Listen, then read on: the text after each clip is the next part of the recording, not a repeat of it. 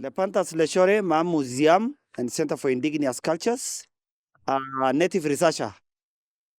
Today, many people ask us about how do Maasais relate with wildlife. Definitely, Maasais are known for living and side by side with wild animals. They also drink and get water sources from the same sources of water. But how do the Maasai relate with wildlife culturally, socially, economically, and even environmentally? The Maasais have a deep and multifaceted relationship with wildlife that is intricately woven into their culture, social structures, and economy. One is cultural relationship with wildlife. So in terms of sacred animals, the Maasai view certain animals, such as lions, with tolerance and reverence. Lions are seen as symbols of strength and bravery. And traditionally, lion hunts, known as alamayo in their language, were once a rite of passage for young Maasai warriors known as Morans. How do they relate in terms of folklore and traditions? Folklore and traditions are very critical to their relationship with wildlife. Wildlife features prominently in Maasai folklore, songs, and rituals. For example, animals are often depicted as characters in Maasai stories that teach moral lessons. And they just ended school festivals in Eldoret. The Maasais from Narok, Samburu, and Kajiado presented a number of choral verses and poems that also relate to wildlife, and especially with conservation. Conservation ethics. The Maasai traditionally practice a form of conservation by coexisting with wildlife. They believe in sustainable use of resources, ensuring that the land and wildlife are preserved for future generations. And how do they use those trophies from the wildlife? They don't kill wildlife for trophies, but any wildlife that has died of diseases or of drought, the trophies are picked and used traditionally for rituals, like in the rite of passage for boys or morans. Social relationship with wildlife, how do they relate socially?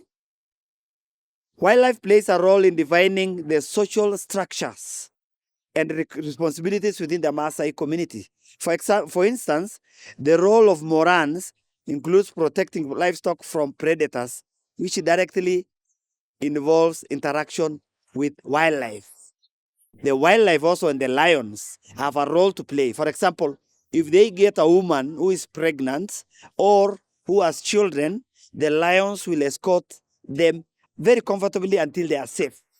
If it is for elephants, they will sing and have some communication. They have some songs they sing, and they have a language how they communicate with elephants. And because they relate elephants as women, then there is that communication. And that now reduces that human-wildlife conflicts. Conflicts only happen when there is retaliation. I mean, it only happens when wildlife, like lions, kill livestock, and they retaliate if it has done to more. But with the current initiatives and programs, they protect them. And Big Life Foundation has already had an initiative of Maasai Olympics in Amboseli or Loitoktok, where Morans now go into Olympics to get trophies and not to kill lions. Conflict and coexistence, very critical. The Maasai have long coexisted with wildlife, particularly in the savannah, where both their livestock and wild animals graze. So you'll get their cows grazing with wildlife, elephants, giraffes, and even zebras. And it brings a very good picture. And that's why when you go to Amboseli, it becomes one of the most documented and photographed and videoed animals and wildlife. When both of their livestock and the wildlife coexist and graze in the same place, But again, conflicts, especially when wildlife threaten livestock, happens.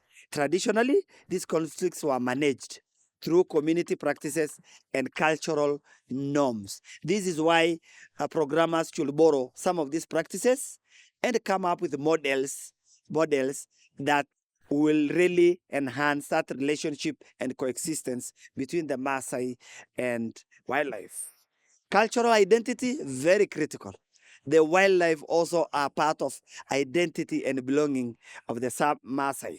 Some of the clans are named after the animals and wildlife. Those clans that are named after baboons, they look at the prehistoric journey, where now in the prehistoric times, we add the prehistory, the early humans, and they developed to current humans.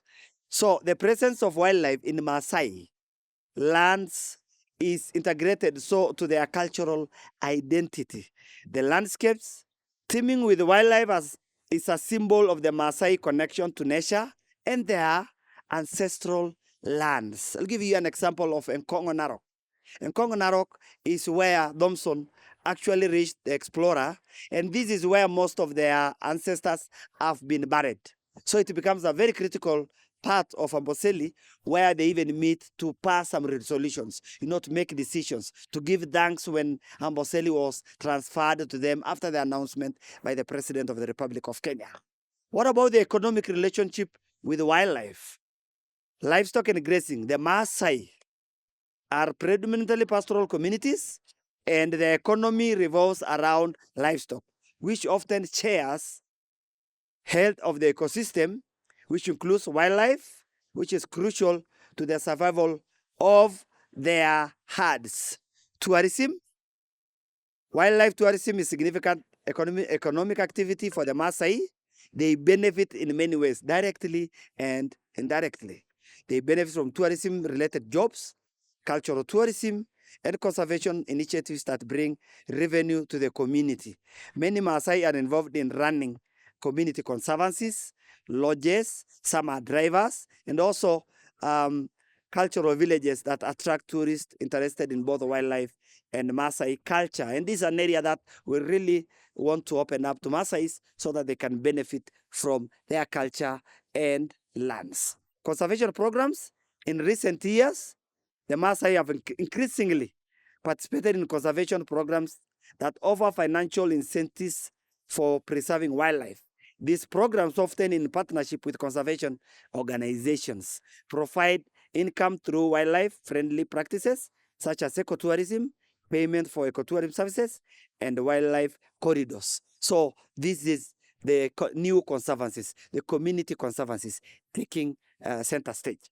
So this intricate relationship highlights the importance of wildlife in sustaining Maasai culture, social structures, and the economy.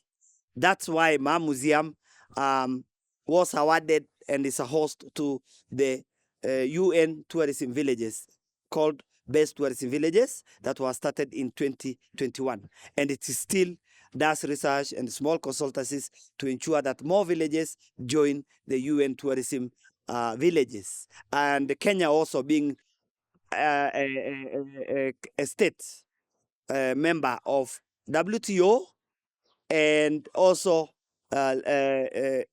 leading in some of the committees in tourism. Thank you very much. And that today you know how Maasais relate well economically, socially, environmentally, and even technologically with wildlife.